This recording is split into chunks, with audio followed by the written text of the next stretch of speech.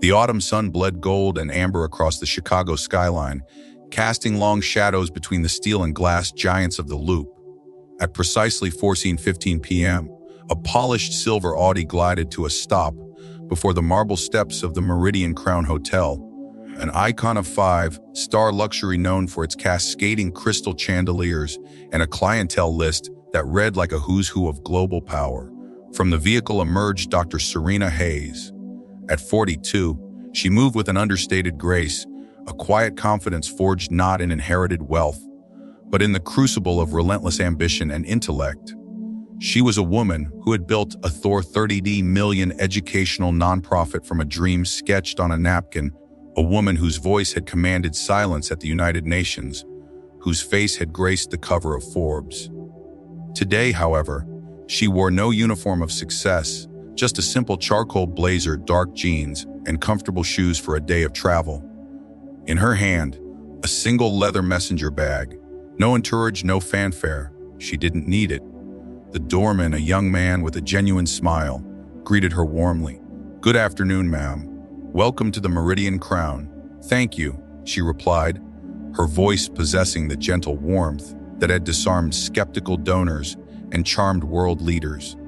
She had taken no more than 15 steps across the gleaming, cavernous lobby when a sharp, imperious voice sliced through the air. "Excuse me, miss." Serena turned. Striding toward her was a tall, thin man wrapped in an expensive navy suit that seemed a size too tight for his ego. His name tag read Jonathan Fletcher, Guest Services Director. His smile was a carefully constructed artifice, professional yet utterly devoid of warmth. His eyes, however, were cold, doing a swift, dismissive calculation. Yes, Serena's tone was pleasant, but a lifetime of experience had taught her to be cautious.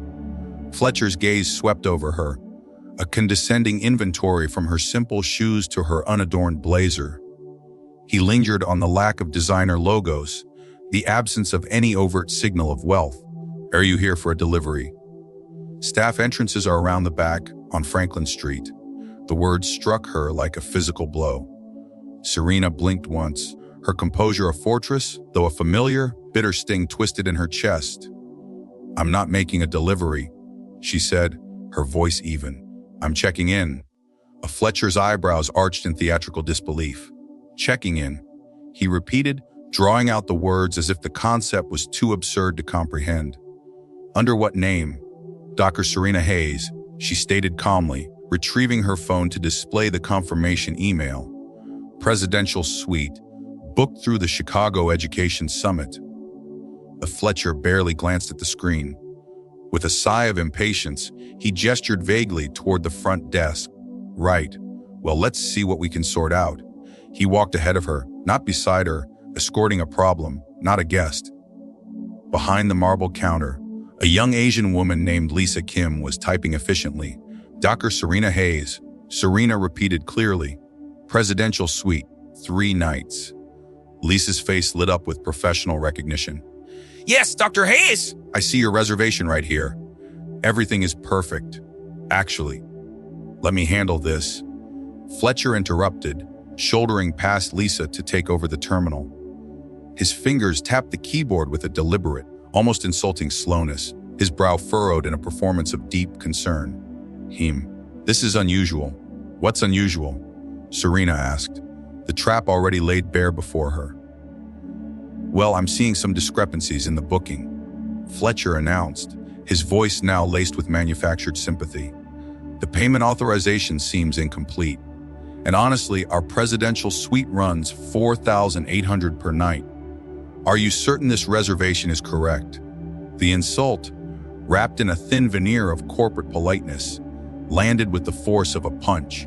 The slow burn of humiliation began to crawl up her neck.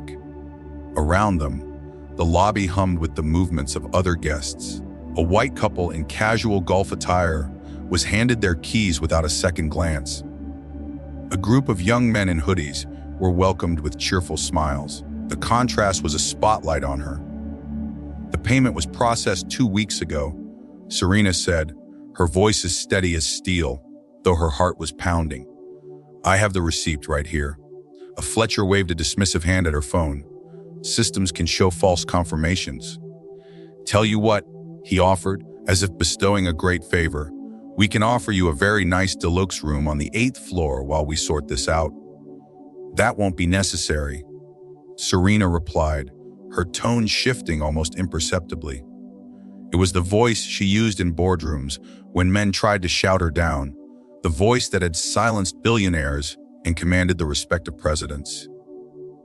I'll wait for the suit I paid for. Fletcher's jaw tightened. The polite mask was cracking. Ma'am, I'm trying to help you, but our presidential suite is reserved for our premium guests, and frankly, his eyes did another slow, insulting sweep of her attire. I'm not sure there hasn't been some kind of mistake. The lobby seemed to fall silent. Onlookers were no longer pretending not to watch. Serena stood motionless, a pillar of calm in a storm of prejudice. The only mistake, she said, her voice quiet but resonant, is your assumption that you can determine my value by looking at my clothes. For Fletcher's face flushed a deep crimson. Now see here. Dear Hayes, a new voice, deep and concerned, cut through the tension. An impeccably dressed older black man approached. He was Marcus Washington, the hotel's general manager. Relief washed over Serena, but it was tinged with exhaustion. Fletcher snapped to attention. Mr. Washington, we were just sorting out a booking discrepancy for this guest. What kind of discrepancy?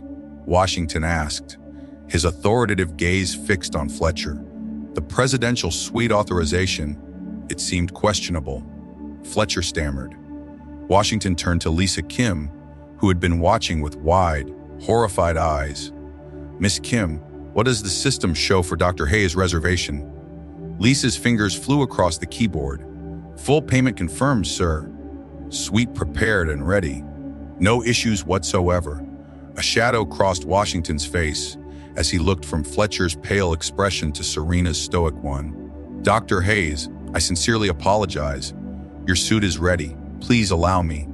As the general manager personally escorted her away, Fletcher stood frozen in the marble lobby, his authority shattered. He had no idea that he had just insulted the keynote speaker for the city's most important conference. More importantly, he had no idea he had just provoked a woman who had long ago decided she was done suffering indignities in silence. The presidential suite was a palace of glass and mahogany overlooking Lake Michigan. But as Serena set her bag down, the luxury felt hollow, tainted by the humiliation she'd endured to get there. The burning knowledge that her PhD, her empire, her entire life's work had been rendered invisible by a man's casual bigotry was a bitter taste in her mouth. Later that evening, seeking to clear her head before the next day's speech, she made her way to the hotel's exclusive Skyline Lounge. Reserved for VIP guests, it was a sanctuary of soft jazz and breathtaking city views. She found a quiet corner table, ordered a glass of wine, and began to review her notes. She had been there less than 10 minutes when a loud, slurring voice shattered the peace. Hey, sweetheart, I need another scotch. Make it a double. Serena looked up to see a red-faced man in his 50s, his expensive suit rumpled, his eyes glassy with drink. It was Richard Blackwood, a hedge fund manager whose belligerence had been growing with every glass. I'm sorry, Serena said, confused. Don't play dumb, Blackwood sneered, loud enough for the entire lounge to hear. I've been waiting for service for 10 minutes. You people are always so slow. The words hung in the air, thick and poisonous.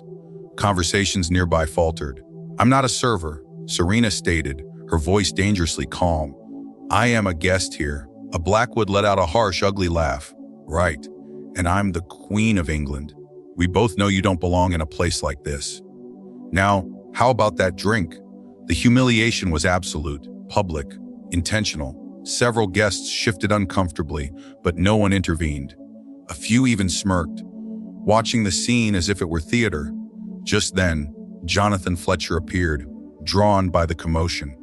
He took in the scene Blackwood, drunk and hostile, looming over Serena, who sat with the posture of a queen under siege.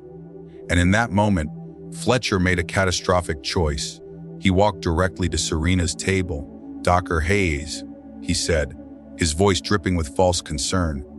"I'm afraid there's been a complaint. Some of our guests are feeling uncomfortable." Serena looked up at him, her eyes wide with disbelief. "Uncomfortable with what?" "There seems to be some confusion about your access to this area," Fletcher said, his voice hardening. "Perhaps it would be best if you returned to your room." The lounge fell into a stunned silence. Even Blackwood stopped laughing. Slowly, Serena rose from her chair. When she spoke, her voice was quiet, but it carried the weight of 1,000 cuts, of every time she had been made to feel small. "Let me be clear," she said, her words precise as a surgeon's scalpel. "This man accosts me, hurls racist insults, and your solution is to remove me. No, there's no need to make this about race." "You already made it about race." Serena cut him off, her voice rising with controlled fire. "Every assumption you've made since I walked through that door has been about race. When you questioned my ability to pay, when you suggested I didn't belong, when you chose to believe a drunk over your own paying guest, that was about race." Fletcher, losing control, made his final, fatal error. "Mom, I'm going to have to ask you to leave the premises," he announced loudly. "You are disturbing our guests." "Get her out of here," Blackwood chimed in gleefully. Serena stood perfectly still. She could leave. She could retreat and swallow this fresh poison. She could be the bigger person. But she was tired, so profoundly tired of being the bigger person while small-minded men took up all the space in the world. "I'm not going anywhere," she said. Then she raised her phone. The soft glow of the screen cut through the dim light. "But I think everyone should see exactly what's happening here." Fletcher's eyes widened in panic. "Mom, put the phone away." "No," Serena said, her voice ringing with newfound power as she hit record.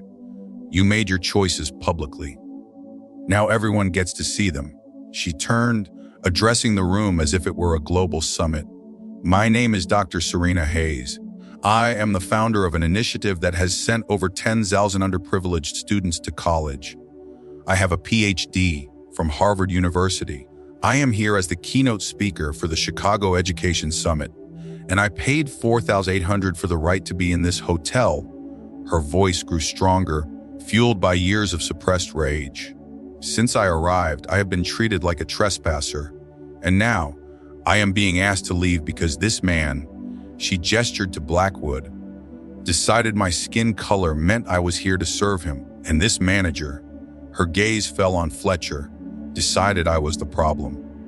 Around the room, a chorus of clicks began as other guests started recording. The hashtag 5MeridianCrown discrimination was already being born. "Dr. Hayes, if we could just discuss this privately." Fletcher began, sweating profusely. "The time for privacy is over," Serena declared. "You chose public humiliation. Now we will have a public reckoning." She picked up her untouched wine glass. "I am going to my suite now, the one I paid for. Tomorrow, I will deliver my keynote address on breaking down barriers, and I will begin my speech by telling every single person in that ballroom exactly what happened in this lounge tonight."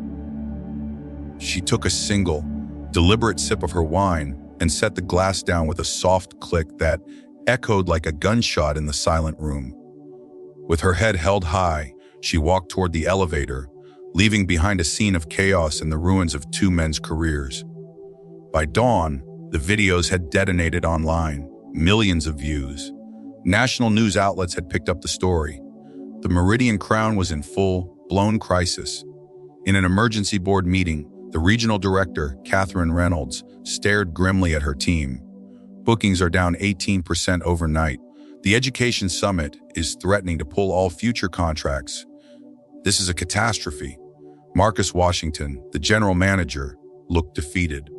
"I should have fired Fletcher months ago. The pattern was there." In her suite, Serena was not celebrating. She was strategizing. Her phone buzzed with calls from CNN, the New York Times, and her own legal team. "You have a slam-dunk discrimination lawsuit," her lawyer said. "They'll offer millions to make this go away." "I don't want their money," Serena said firmly. "I want their change.